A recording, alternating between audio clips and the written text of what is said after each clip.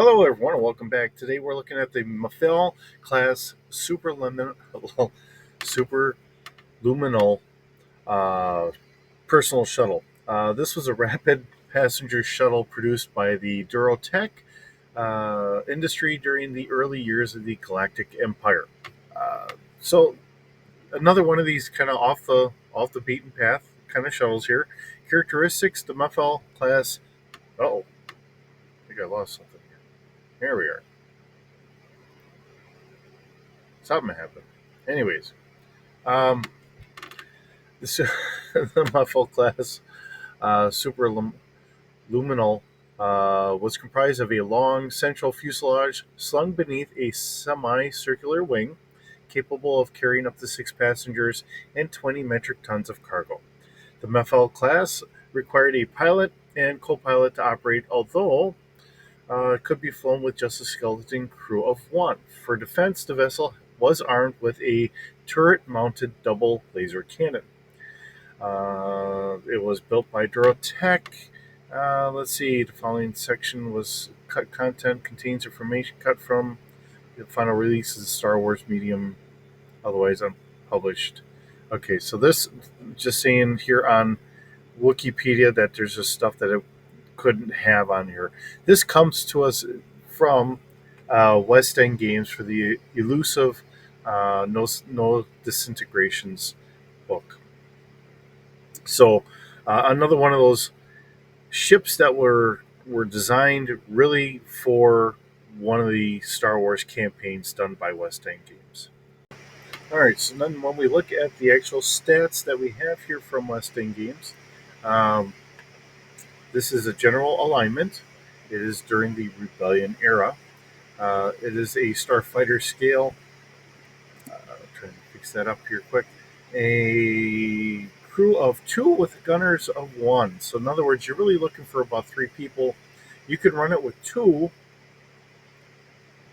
and then your passenger or your co-pilot would have to be the gunner.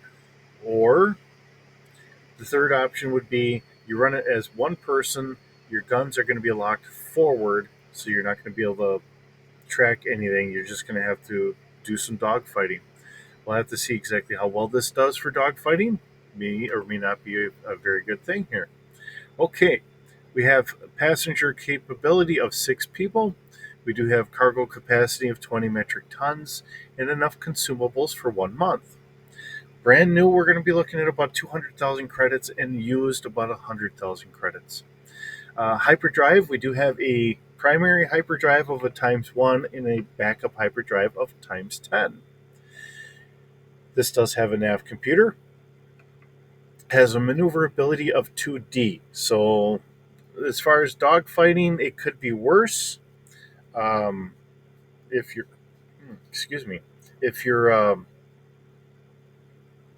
not the best skilled pilot or whatever, you might want to just try and turn tail and run if you could. If you don't have any extra personnel available to be a gunner for you, uh, it's just trying to be honest here.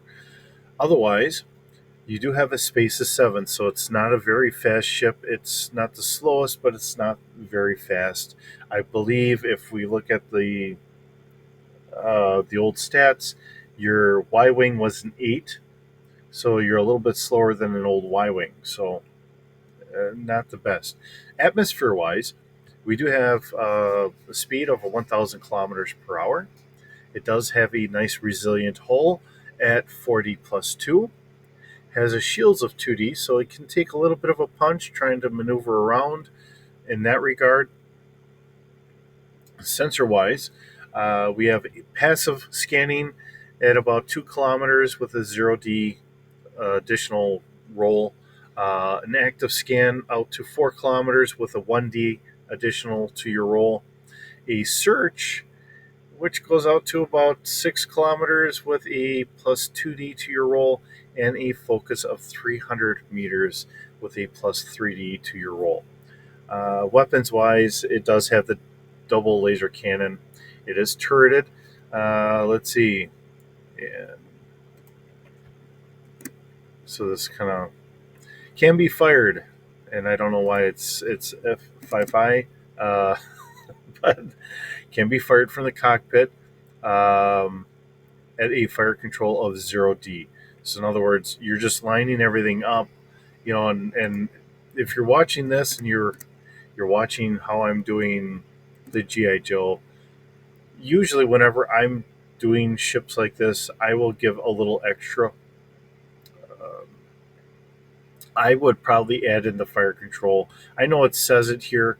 If you're firing from the cockpit, it's at 0D because you don't have the actual firing computer to try and line everything up. Most notably, I mean, when you're watching A New Hope and they're trying to line everything up and all that, I mean, that gives a very good figuring of a computer assisted aiming. Um, so you don't have that available here. So that's why they're saying you don't get the additional fire control bonus.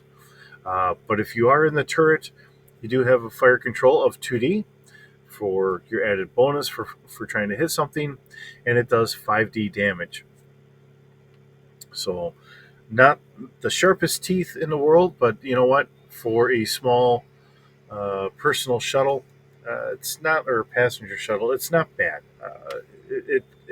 It's enough to hopefully keep some of the pirates off your tail. Um, Sometimes, if you're using this as an extra ship or whatever, maybe a ship like this is enough to turn the tide to help a battle win. So, another one of those, like I said, it's a ship that we don't typically get to see, and it's nice to give it a little bit of a limelight here. So, with that, thanks for stopping by. Thanks for visiting. It's fun bringing the series to you every day. I know I miss a day here and there. I know I didn't hit one yesterday.